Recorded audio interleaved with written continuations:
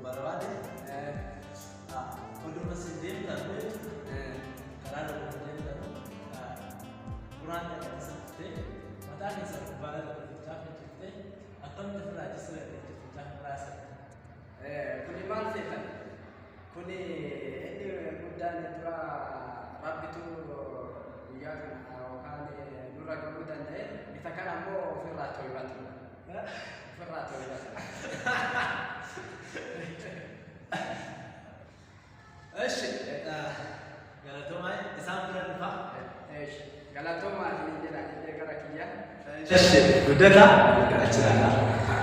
gaafis gaafachuu barbaadan ammoo osuma sen karaa gubbaa deemtanii jechuudha.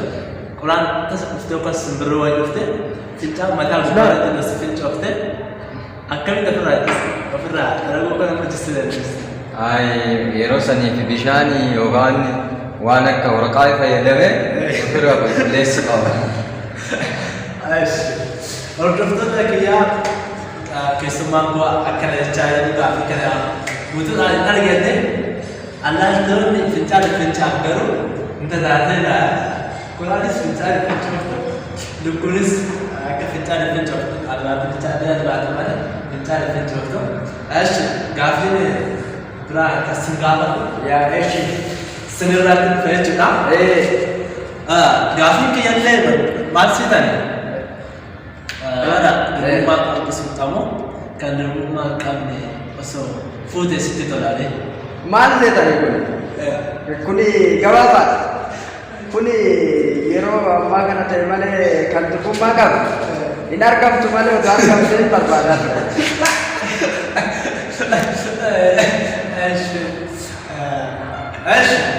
Gaaffii kiyyaa immoo gara gaaffii guddataatti dhufa. Guddataa mee shaamala dirqummaa qabu fuudhuu barbaadamu kan dirqummaa qabu amantii kan namatti tolu kan amantii ishee namatti tolu moo amala dhabdee halkan guyyaa sifitti kan dirqummaa qabu si wajji. Ani yeroo ammatitti hin argamu malee tan dirqummaa qabdu barbaada tan amala gaariillee qabdu barbaada garuu ammoo yeroo ammaa kana hin argamtu waan ta'eef. Koi osoo dirqummaa qabaachuu baattee si mudatte akkam gootanii inni ariitamuun fuute. Arawus danda'a fuudhus danda'a. Eeshi kabajamtoota shawaa gammachuun kan akkuma laaluu keessatti sabskiraayib akka hin dagaanne gaaffiin obboleessi gaafadhu. Galatoomaa jedha anillee gaaffii keessan baay'ee namatti tola. Anillee gaafadhaa irra deebi'aatii baay'ee tokko galatoomaa isin jedhan galagalatu.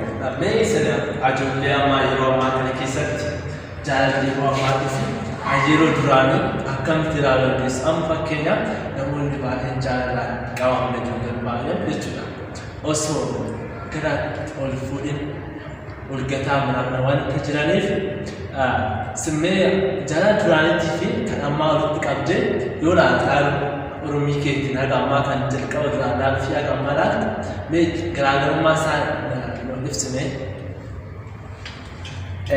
Eeshi galatoomaa jedha obbo Biraanuu galatoomaa yaadni yaada bareeda jaalala duraaniitii fi jaalala ammaa kana yoo jettan inni bareeda. Jaalalli yeroo duraaniitii fi hiriyoon ol jaalatuu fi yeroo har'aa ol jaalatu Oromoon keenya maal jedhata? Duraani abbaa biratti dubartiin takka hiriyaa tokko hin jaalattu.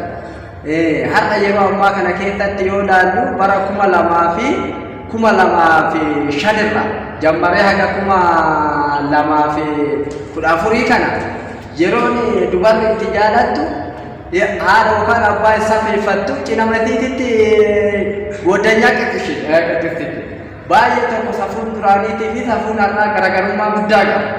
Isa kana irratti immoo kan duraanii safuu abbaa fi haadha eeggataa kan har'aa hin eeggatu garaagarummaan baay'ee hedduu kana fagaataa dhufee jira nutti fakkaata.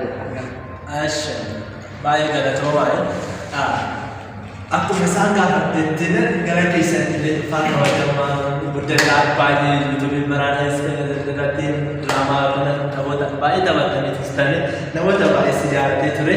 Akkasumas ammoo gaafa irratti waan dhufneef meeshaa ati akkamiin shamara jechuun shamara yeroo ammaatii fi kan gizee duraanii akkamitti ilaaluu dandeessa? Haala akkamiin kan ammaatti jaalatamtu ammoo kan duraaniiti.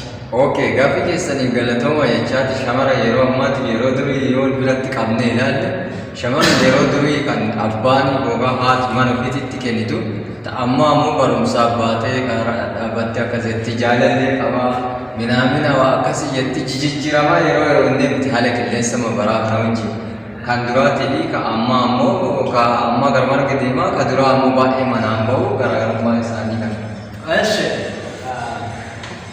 Galatoomaa isin jechaa gaaffii isin gaafachaa jiru irratti gaaffiin ammoo isin gaafachuu barbaade Galatoomaa baadiyyaa gaafadha. Meeshaa jechuudha yeroo ammaa kana keessatti namoonni baay'een dubartoota sosomalee dubbatu. Jaalala keessatti jechuudha waan jaalala keessa somba'e jaalala irratti dhiirri soomuu hin danda'u akkam ifoonitti qofa dubartii barbaades hin jaalala jedhee gatuu hin danda'u dubartii bichaadhaan badii fudhatu ishii taanee nuffisa. Isa kana maal ta'etan galatoomaa jedhaa gara kootiin inni kun dhiiraa yookaan dubartii bichaa miti fedhii foonii fedhii jaalalaa irratti kan dhufu lachuu dhufuu danda'a. Isa kanaaf immoo dhiirri tokko odoo mana qabaatiin mana qabadhaan, odoo lafa qabaatiin lafa qabadhaan, odoo qabeenya qabaatiin qabeenya qabadhaan. Kuni gowwoomsuudha. Dubartittii tan jaalalaan ol qabatee qabeenyaan ol qabatee yeroo gabaabaa keessatti gowwoomtee maatii ofii irratti rakkoo irratti kufuu dandeetti. Kun immoo gowwoomsuun kun har'aa miti yeroo duraaniitu afaanuma keenya barreeffama jirretanittu abboonni keenya akaakayyoonni keenya yeroo batanitti gowwoomni kun jira. Karaa dubartiitti illee karaa dhiiraatti illee jira. Irra guddaa garuu gowwoomuu kan danda'u dubartiidha. Dhiirri gowwoomsaa kun olla jiru ifa jira jechuudha gara kootiin. Kanatu baay'inaan yeroo guddatamu argaa jira. Yeroo har'aa keessattuu jira jechuudha. Ayyee galatoomaa isin jechaa amma immoo gara isaanii galatoomaa isin jennan. Ayyee hordoftoota kiyyaa akka kubbaanaa jirtan abdiin qabaa biraan eeska jedhee chaanaalii kana subscribe like share godhuudhaan namoota hedduu bira geessitanii akka nuuf daawwattan akka nu jajjabeessitan yaada isin qabdanii fi qeeqa isin qabdan ammoo komentii gubbaarra nu guruu keessan akka hin daganne qophii nurra jirru qophii biiftuu ganamaa irra jirraan namoota baay'ee gaaffii interview gaafachuu irratti yeroo haala ammaatii fi akkamii akka adda addaa wanta gaafannuuf chaanaalii kana subscribe godhuun like godhuun viidiyoo kana gadhumaatti qophii bashannanaa ajaa'ibaa waan qabannee siif dhiyaannu amma immoo gara taphoota adda addaa jalqabnee turre viidiyoo guddataa wajjin isa irrattis ammoo gaaffii tokko wanta gaafadhu gara guddataa hin deemu. Guddataa ilaalaa jiru laayikis baay'ee arganii jiran barreeffama chaanaalii kana irratti gara fuulduraatti dhufuu barbaadu akkamii baddanii jirtu waan ta'eef daawwattoota keenyaaf yaada keessa ibsaame. Okay, chaanaaliin kun baay'ee bareeda diraamaa bareedaa ture. Kanaaf keessatti maatii diraamaa dhiyeessuu waan danda'eef haala gaariidhaan yookiin haala bashannansiisaa ta'e qophii gaarii waan nama bashannansiisu kanaaf irra qophaa'ee diraamaa kana sirriitti qopheessuu barbaade waan ta'eef Kanaaf hirmaattota kiyyaa fi jaalleewwan kiyyaa wanti diraamaa kana qopheesse bashannansiisuu fi oduu gammachiisaa fi diraamaa baay'ee hawwataa waan ta'eef. Kanaan booda sasitanii waan jirtaniif yeroo gabaabatti gara isaatti finnu gara yuutuubii keenyaatti akka gadhiisnu daawwattoota keenya biraan akka geenyu abdii kiyya mee gaaffiin as gaafadhu lukkuu qaltee ni beektaati? Garuu xiqqoo ni mokkora.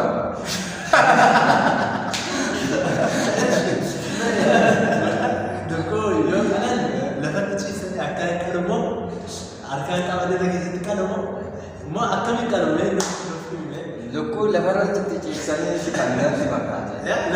lafarratti ciisanii kan garatti dubbisume garatti tole gara lixaa gara baala gara musitole Oromoo gisee baay'ee yeroo baay'ee beeku ala mirgatti gombisee kanaatti kan durootti ta'etti kan jaaladhe gara aliitti deebi'a. Mee aliin akkuma isa gaaffii gaafate sira immoo gaaffii gaafata. Qotiyyoon billiti ni qaba. Ni qaba. Boolla billiti ni qabdi. Kun maal ta'edha? Beeka abdii yoo yoo qaba. Waatu jira. Qotiyyoon billiti qaba otoo jedhamu lukkuu billiti qaba jedha. Lukkuu billiti qabdi billiti 12 qabdi jedha. Akka jedhame darbaa qale malee billiti qale beeka. Lokoola fi jadde batbata tolche. Yoo bidiree mirga qabee chakirraa bilee chakirraa qopheessuu yaa dubartiidha. Billiti 12 isaanii baata. Dalamaan qophaa'ee nyaatee beeka. Haalli hoxiiti baay'ee namatti tola. Lukkuun nama qabdi jechuudha. Qalama qabdi lukkuun xiqqoo malee faayidaa qabdi jedha kenna warreen. Qaama namaa ijaarti jedha. Kanarraa waan ka'eef yaa akkuma taate qotiyyoon naan jettan na fakkaata. Qotiyyoon yoo? Qotiyyoon inni kun warra qeeraati qabee warra kun foon qulqullinaan qopheessu. Isaan kun foon dheedhiisaati garaachi yeroo beekaa akka qoodamu beekaa kan ammoo warri kenna qalee nu nyaachisuu malee gorraa har'a ayyaana ji'arraa ayyaana waggaarraa ayyaana kan jedhan luka arfana irraa kaafne kaan immoo macuuree isaa achi gatu iyyuu dandeenya kan dhiyaatu kan qophaa'u sa'aatii sanii kan nyaatu isa diimaa sanii baay'inaan kan otoo nagaafatu illee baattanii narra tartanii jedhaa galatoomaa yaara kiyyaa ni gabaabuma kanuma finidhee. Sa'aatii keessan illee fudhachaa kan jira amma mukaa fi gaafa dhugaa fi shitumaati sinis akka adeemsa abdii qaba. Guddataa sinirraa yaa ta'ume haga ammaatti shamarran meeqa jaalattee beektu? Shamara 100 jaalatte. Dhuguma 100 jaalatte beektu? 100 jaalatte. Akkamiin maal Oromoo kan fuudhette maal jechuudha? Maali jettee naan deebi'ee gaafii? Jechuun shamara 100 fuudhee jaaladha. Dachoo jiru raftanii? Mul'immoo jiru rafeetu. Hunduma isaa baay'ee ajaa'iba! Isaan hundaayyuu fuudhee hagam baala? Uummata kan fuudhee hagam. Amma isaa haadha maraa gochuu akkam fakkeetti? Fafoo hin beekamne garaadha. Gara waggaa 50 adeema. Sirbii akkam shamara meeqa? Maali yaadni keessa kun jalaa gabaabbataa ramadee yaada bareedaa ture. Xiqqootti dheeratte bareeda ture. Shamarran meeqa jaalatte jechuu barbaadani? Akkamitti fanaa godha. Maal ta'e shamarran guyyaa numa jaaladha. Ka hojjetaa hundaa numa jaalladha. Garuu ka jaalatan keessa adda. Garuu jaaladhee maal ta'e ayyaana akka dhufuun numa jaaladha. Hojii turra ka hojii taphannaa hojii dhugnaa akka mana yookaan mana iddoo seenuun oluma jaaladha. Yookaan akka baaluun yookaan akka barumsa baay'eedha. Amma fakkeenyaaf ani gara digiriirra jira dippiloomaanlee fixe kutaa 8 irra ol jammaree oluma jaalataa dhufe. Otoo lakkoofne gara 100 oli taa'ama 100 maaliif 500 ta'a. Kun odoo ol jaalannu as geenne har'a garuu jaalalli sun deemee abbaa iddilii anillee abbaa iddilii qabadhee isiillee abbaa iddilii qabattee amma abbaa maatii ta'e gooftaa fi abbaa maatii ta'e takkitti jaaladhe hoji jira amantaan keenya torba saddeet sagal jaaladheedha ani isaanillee humna hin qabu birrii hin qabu takkitti jaaladhee na haa bulchuu jedha galatooma yaadni kiyya kanumaa weelkaam taankii isiniin jechuudha. Hordoftoota keenya baay'ee isin galateeffannaa keessummoota keenya kan dhuftan isin jaalanna maqaa hordoftoota keenya biraan dhiyeessee jirratti chaanaalii hordoftan sabskiraayib laayik keessan akka hin daganne yeroo hundaa yoo gaaffii adda addaa isaa wanta gaafadhuuf diraamaa adda addaa hojjechuu dandeessu. Isin hojjetu kanaafuu sabskiraayib laayik godhu akka hin daganne nagaa taa'ee torbaan itti deemnaa gaaffii Kamu kawan ini, Franky aku hojjetu kol Franky anu jenna. Hordoftoota keenya nagaa ciao jecha. Galatooma.